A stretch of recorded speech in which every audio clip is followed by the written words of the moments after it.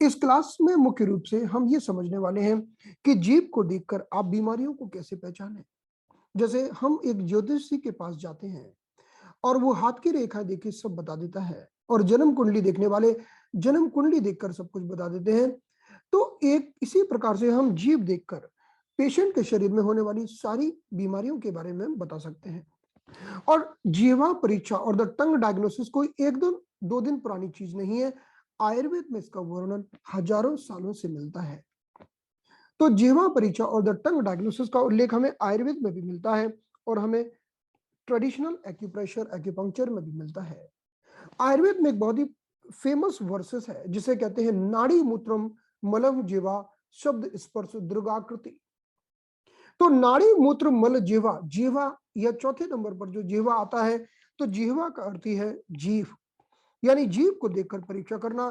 तो जब हम आयुर्वेद की बात करते हैं तब भी कहा जाता है कि अष्टविध परीक्षा, यानी जब भी हम किसी भी बीमारी का ट्रीटमेंट करना चाहते हैं तो पहले डायग्नोस तो करो। डायरेक्ट ट्रीटमेंट स्टार्ट कर दिया, ट्रीटमेंट बहुत लंबा चलेगा। लेकिन अगर आपने एक बार डायग्नोसिस कर लिया तो कम समय में आप पेशेंट को ज्यादा अच्छी राहत दे सकते हैं। तो इसी बेस पर जीवा परीक्षा भी उन 8 परीक्षाओं में एक है। जैसे एक मल की परीक्षा, एक मूत्र की परीक्षा, एक पल्स डायग्नोसिस, एक जीभ की परीक्षा, ऐसे 8 प्रकार की अलग अलग परीक्षाएं हैं। लेकिन जीवा परीक्षा उन सभी में सर्वश्रेष्ठ है। क्यों? क्योंकि सबसे पहले तो इसमें बहुत कम समय लगता है और हमें बहुत ज्यादा स्किल की जरूरत नहीं पड़ती है। हम बस जीभ देखकर बता सकते हैं। अगर आप पल्स डायग्नोसिस सीखना चाहें, आपको डेफिनेटली थोड़ी मेहनत करना पड़ेगी, आप वो भी सीख सकते हैं, लेकिन मेहनत करना पड़ेगी। तो जीवा परीक्षा और टंग डायग्नोसिस आयुर्वेद और टीसीएम दोनों में मिलता है। जब भी हम किसी भी व्यक्ति की जीभ देखते हैं तो मुख्य रूप से हम 5 चीजों पर फोकस करते हैं। तो पहले हम देखते हैं जीवंतता। अब जीवंतता का मतलब क्या होता है?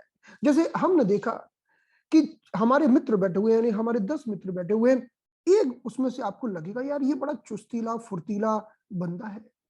10 के 10 शांत से बैठे हुए हैं, लेकिन एक व्यक्ति को देखकर आप बोलोगे यार ये बड़ा ही जीवंत है, लाइव है, हमेशा काम करने के लिए तैयार, कोई थकान नहीं, कोई कोई निर्जीवता नहीं। उसे जीवंतता कहते हैं। तो जैसे हम छोटे बच्चों की जीभ देखते हैं तो उनकी जीभ एकदम अच्छी साइनी चमकदार होती है, उसे जीवंतता कहा जाता है। तो जब भी हमारे पास कोई रोगी आता है हम पहले उसकी जीभ देखते हैं और देखते हैं कि भाई इसकी जीभ की जीवंतता, स्पिरिट कैसी है। अगर हमें लगता है यार ये तो जीभ बहुत अच्छी है, साइनी है, तो हम कह देते हैं कि भाई आप जल्दी ठीक हो जाओगे। तो ये हमें पता चलता है कि बीमारी को ठीक होने में कितना समय लगेगा, ये जीवंतता के आधार पर पता चलता है, क्योंकि हमारे शरीर की इम्यूनिटी अच्छी होती है और चीजों को रिकवर करने की क्षमता तेज होती है। दूसरी चीज हमें जो देखना होता है कि हम जीभ का कलर देखते हैं। कलर बहुत कुछ बताता है। किसी की जीभ लाल है, यानी अग्नि बढ़ी हुई है। किसी की जीभ एकदम निर्जीव बिना ब्लड की है। किसी की जीभ एकदम से आपको सफेद दिख रही है। तो सफेद जीभ, ब्लैक काली जीभ, लाल जीभ, जीभ का कलर बहुत कुछ बताता है। तो जब हम जीभ देखते हैं तो जीभ के अलग अलग भाग में देखते हैं, भाई ये पार्ट काला है, ये पार्ट लाल है। तो कलर देखना भी बहुत जरूरी होता है। तो जब भी हम किसी की जीवा परीक्षा करते हैं तब हमें इन 5 चीजों का ध्यान रखना होता है। दूसरा कलर। तीसरी हम देखते हैं कि शेप कैसा है भाई जीभ का। किसी की जीभ सीधी होती है, किसी की टेढ़ी होती है। जब किसी को पैरालिसिस का अटैक आता है या आने वाला होता है तो उसकी जीभ टेढ़ी हो जाती है। अगर आप किसी की जीभ देखें और इसकी जीभ टेढ़ी हो तो ऐसा कोई जरूरी नहीं कि आप उसको बोल दो भाई तुम्हें पैरालिसिस आने वाला है। ऐसा जब हमारे शरीर में वायु बढ़ जाता है, बिंड बढ़ जाता है, तब जीभ टेढ़ी हो जाती है। तो आप बिंड को ठीक करो, वायु को ठीक करो। तो जीभ के आकार से बहुत कुछ पता चलता है। और जीभ पर परत तो बहुत ही कुछ बताती है। इसकी तो हम हर एक चीज का बहुत डिटेल में अध्ययन करेंगे। जीभ की कोटिंग को देखकर, यानी जीभ के ऊपर कैसी कोटिंग है। जैसे हमने देखा है जब हम सुबह ब्रश करते हैं तो हम टंग जीवी भी करते हैं, टंगर करते हैं और जीभ की जो कोटिंग को निकाल देते हैं। वो कोटिंग बहुत कुछ बताती है कि पीले रंग की कोटिंग है कि सफेद रंग की कोटिंग है, कि कोटिंग है भी है कि कोटिंग नहीं भी है। वो सब बहुत कुछ बताती है। तो जीभ की कोटिंग बहुत, अगर मोटी कोटिंग है तो कुछ बताती है, कोटिंग नहीं है तो वो भी कुछ बताती है। फिर हम देखते हैं कि भाई जीभ में पानी है कि नहीं, नमी है कि नहीं है, जीभ सूखी तो नहीं है। तो कुल मिला के हमें 5 चीज देखना होती है। तो हम हर किसी हीलर को, थेरेपिस्ट को, डॉक्टर को इन 5 चीजों को दिमाग में रख के टंग डायग्नोसिस करना चाहिए। अगर आपने 5 चीजों को बेस बनाकर डायग्नोसिस की तो आपकी डायग्नोसिस परफेक्ट होगी। फिर हम जीभ को 3 भाग में बांटते हैं। ये अपर पार्ट है और ये मिडिल पार्ट है और ये लोअर पार्ट है। तो अपर पार्ट हमारी बॉडी के अपर बॉडी को रिप्रेजेंट करता है, मिडिल मिडिल बॉडी को रिप्रेजेंट करता है, लोअर पार्ट लोअर बॉडी को रिप्रेजेंट करता है। तो अगर मैं इस तरह से ह्यूमन बॉडी को यहां पर सिर्फ ड्रॉ कर दूं, तो अब मैं 3 भागों में बांट रहा हूं इस बॉडी को। तो अपर पार्ट अपर बॉडी को रिप्रेजेंट कर रहा है, यानी अगर अब हम देखते हैं कि हमने किसी की जीभ को देखा और जीभ को देखने के बाद हमें पता चला कि भाई इसके जीभ के इस पार्ट में कुछ गड़बड़ी है, यानी इसके सिर से लेकर छाती तक के भाग में कुछ गड़बड़ी है। हो सकता है कि हार्ट में गर्मी बढ़ गई हो सकता है इसके लंग्स में गर्मी बढ़ गई हो, व्यक्ति कफ से परेशान हो सकता है इसके ब्रेन में कुछ प्रॉब्लम हो गई हो, कानों में आवाज आती हो, आंखें लाल हो गई हो, सिर में कुछ गड़बड़ हो, नींद ना आती हो, ब्रेन की कोई बीमारी हो। तो जीभ का अपर वन थर्ड पार्ट हमारे अपर बॉडी के बारे में बताता है, और जीभ का जो मिडिल वन थर्ड है हमारी मिडिल बॉडी के बारे में बताता है। अब मिडिल बॉडी का क्या अर्थ है? मिडिल बॉडी का अर्थ है हमारी बॉडी का ये पार्ट जिसमें है क्या है, जिसमें हमारा स्टमक है, हमारी स्प्लीन है, हमारा लिवर है, ये सब। अब किसी को मिडिल पार्ट में गड़बड़ी है तो हम बोल देंगे भाई, अगर जीभ के इस भाग को देखा और आपको इस जीभ के भाग में कुछ अजीब और गरीब दिख रहा है, हो सकता है कि कुछ कलर दिखाई दे रहे हैं, कहीं काला, कहीं लाल, कहीं रेड रेड कलर के स्पॉट दिखाई दे रहे हैं, कहीं पर बहुत मोटी कोटिंग दिख रही है, कहीं पर जीभ कटी दिख रही है, फटी दिख रही है। तो ऐसी हम बहुत सारी जीभ देखने वाले हैं, और उन जीभ को देखकर हम जानने वाले हैं कि ये कौन सी चीज किस चीज को बताती है। तो ये मिडिल बॉडी के बारे में। अब हम जीभ के लोअर पार्ट को देखते हैं। लोअर पार्ट हमारे शरीर के लोअर पार्ट के बारे में बताता है। जैसे हमारे लोअर पार्ट में क्या है, मेल की बात करें तो प्रोस्टेट है, फीमेल की बात करें तो यूटेरस है। तो लोअर पार्ट प्रोस्टेट यूटेरस के बारे में बताता है, किडनी ब्लैडर के बारे में बताता है, हमारी आंतों के बारे में बताता है। तो लोअर पार्ट को देखकर हम इसकी घोषणा कर सकते हैं। तो जीभ हमारा संपूर्ण शरीर है। इवन जब हम जीभ की मसाज करते हैं तो संपूर्ण शरीर की मसाज होती है। आयुर्वेद में तो जीवा मसाज का उल्लेख है, और जीवा मसाज करके हम संपूर्ण शरीर की मसाज कर सकते हैं। और आयुर्वेद हम जानते हैं कि एक्यूपंक्चर के अनुसार अगर हम पूरी जीभ की बात करें तो जीभ हमारे हार्ट को रिप्रेजेंट करती है। तो जब हम जीभ की मसाज करते हैं तो हमारे हार्ट का भी सर्कुलेशन इंप्रूव होता है। लेकिन जीभ के एक एक पार्ट में अलग अलग बॉडी के पार्ट्स की जानकारी पाई जाती है। अब हम देखते हैं इधर, ये आयुर्वेद टंग डायग्नोसिस है। तो आयुर्वेद टंग डायग्नोसिस के अनुसार पहले तो आप इस जीभ को देखिए, और ये जीभ कैसी है? ये जीभ की मिरर इमेज है। मिरर इमेज का अर्थ है कि अगर आप अपनी जीभ को निकालो और सामने मिरर में देखो तो कैसी दिखेगी, वो ये है। तो ये नॉर्मल जीभ नहीं है, ये उसकी मिरर इमेज है, राइट। तो अगर हम ह्यूमन बॉडी को देखते हैं तो ह्यूमन बॉडी को देखेंगे तो आप इस तरह से देखेंगे कि अगर हम इसे 3 भागों में बांट सकते हैं। तो एक तो हमने अपर पार्ट कर दिया, एक मिडिल पार्ट कर दिया और एक लोअर पार्ट कर दिया। अपर पार्ट में क्या है? अपर पार्ट में है एक तरफ है राइट लंग, एक तरफ है लेफ्ट लंग, और बीच में है हार्ट। मिडिल पार्ट में क्या है? मिडिल पार्ट में एक तरफ लिवर है, एक तरफ स्प्लीन है, ये स्प्लीन है, और बीच में क्या है? बीच में आपका स्टमक, ये स्टमक है। लोअर पार्ट में आइए, एक तरफ किडनी है, दूसरी तरफ भी किडनी है, और बीच में क्या? इंटेस्टाइन है, यूटेरस है, ब्लैडर है। तो इसी तरह से ठीक इसी इमेज को ध्यान में रखते हुए जब हम जीभ को देखते हैं तो जीभ में सारे पार्ट्स को उसी तरह से व्यवस्थित किया गया है। तो सबसे पहले हम जीभ का सेंट्रल पार्ट देखते हैं। जीभ का सेंट्रल पार्ट रीढ़ की हड्डी को रिप्रेजेंट करता है। तो अगर किसी के सेंट्रल पार्ट में कटा फटा है, कहीं कुछ प्रॉब्लम है, तो बता दें कि भाई रीढ़ की हड्डी में कुछ ना कुछ गड़बड़ी है। और अब हम बात करते हैं कि जीभ का ये अपर पार्ट है, ये जीभ का अपर पार्ट है, ये जीभ का मिडिल पार्ट है, और ये जीभ का लोअर पार्ट है। तो अपर पार्ट अपर बॉडी को रिप्रेजेंट करता है। तो हमने देख लिया कि भाई राइट पार्ट राइट लंग को रिप्रेजेंट करता है, और जीभ का लेफ्ट पार्ट लेफ्ट लंग को रिप्रेजेंट करता है, और बीच में क्या है? बीच में हार्ट।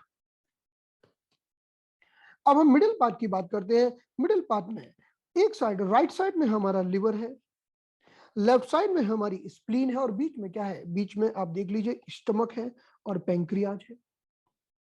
अब लोअर पार्ट की बात करते हैं। राइट में क्या है? किडनी है, राइट किडनी। लेफ्ट में क्या है? लेफ्ट किडनी है, और बीच में क्या? इंटेस्टाइन है, ब्लैडर है।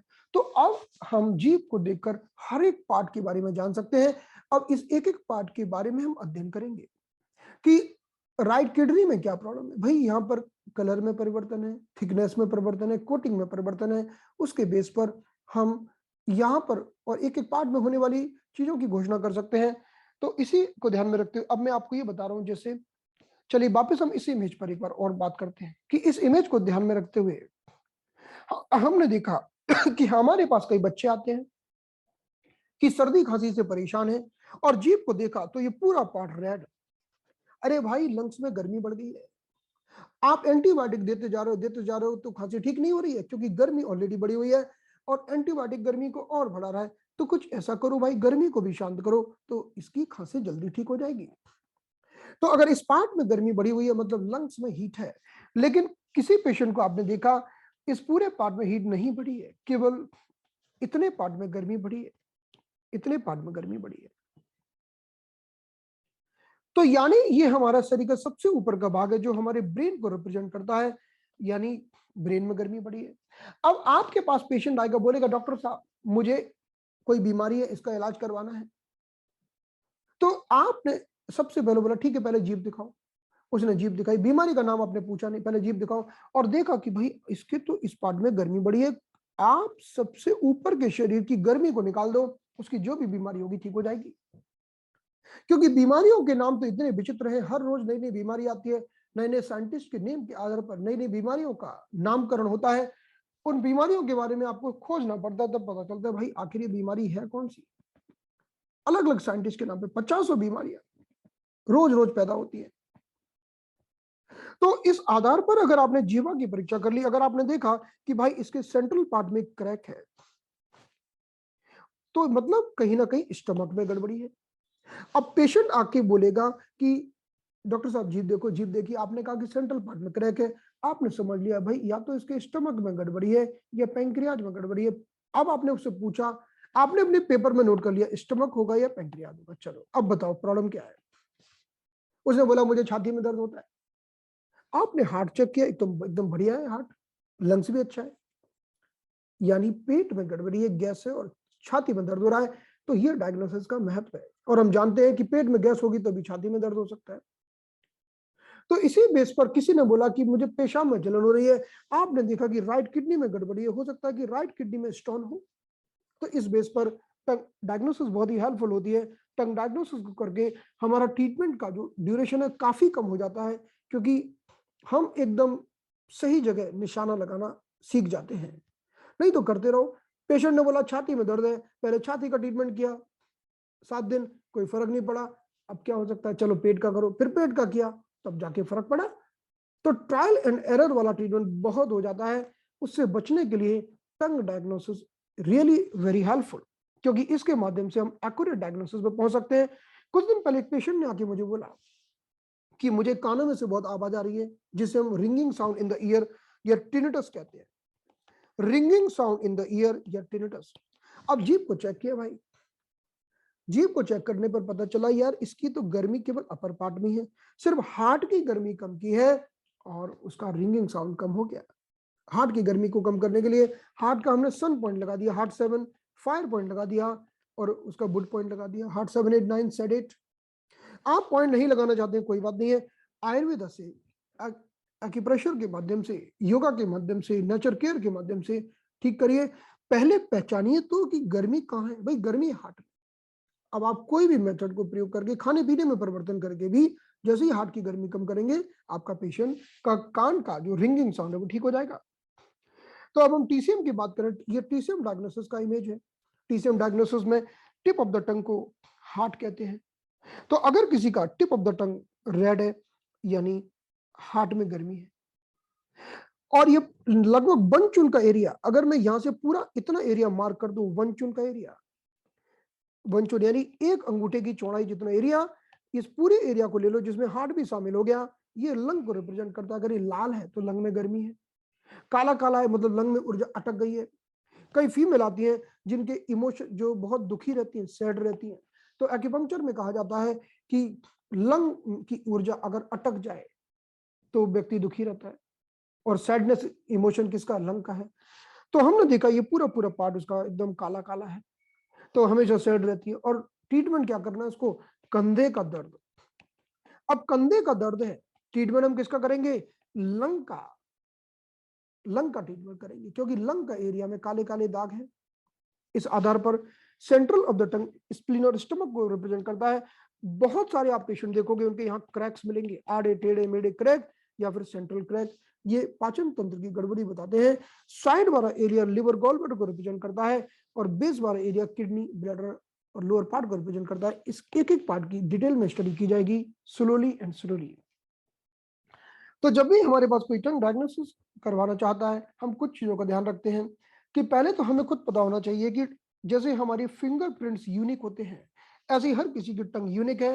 ये आपकी जो टंग होगी वैसी टंग इस दुनिया में किसी की नहीं हो सकती, राइट। हर किसी के फिंगरप्रिंट्स अलग है, वैसी टंग अलग है। कि अगर कोई व्यक्ति ब्रश कर लेता है, टंग को साफ कर लेता है तो कोटिंग निकल जाती है। तो जब आप किसी का टंग एग्जामिनेशन करना चाहते हैं, मेक श्योर कि वो ज्यादा ब्रशिंग वगैरह करके ना आए, थोड़ा कुल्ला वगैरह कर ले, ब्रश कर ले, लेकिन टंग को ज्यादा क्लीन ना करे। और आप जब टंग डायग्नोसिस करोगे तो हमेशा पेशेंट से पहले परमिशन ले लीजिए कि आप हमें परमिशन दीजिए, हम आपको 3-4 बार बोलेंगे टंग दिखाने के लिए, क्योंकि हम आपकी डिटेल डायग्नोसिस कर रहे हैं। तो ये परमिशन लेके फिर टंग निकाल, नहीं तो पेशेंट सोचेगा यार बार बार टंग दिखाने के लिए बोल रहे हैं, लगता है इनको समझ में नहीं आ रहा है। तो आप क्योंकि एक बार में बॉडी देखेंगे, कभी आप कलर पर फोकस करेंगे, कभी आप शेप पर फोकस करेंगे, तो आपको 3-4 बार देखना पड़ सकता है। और आप देखिए भी, क्योंकि एक बार में आपने देखा, हो सकता है आपने उन 5 बिंदुओं पर फोकस नहीं किया जो मैंने आपको बताए थे। क्योंकि आप जब भी टंग डायग्नोसिस करेंगे, आपको वाइटेलिटी देखना है, उसका कलर देखना है, मॉइस्चर देखना है, हर चीज देखना है। अगर कोई व्यक्ति मान लो तंबाकू पुड़िया खाता है, कुछ करता है, स्मोकिंग करता है या पान खाता है, तो टंग का कलर चेंज हो जाता है, तो आप पहले ही उसको बोलिए कि हम सुबह आपकी परीक्षा करने वाले हैं, सुबह से लेकर कुछ मत खाना, है ना।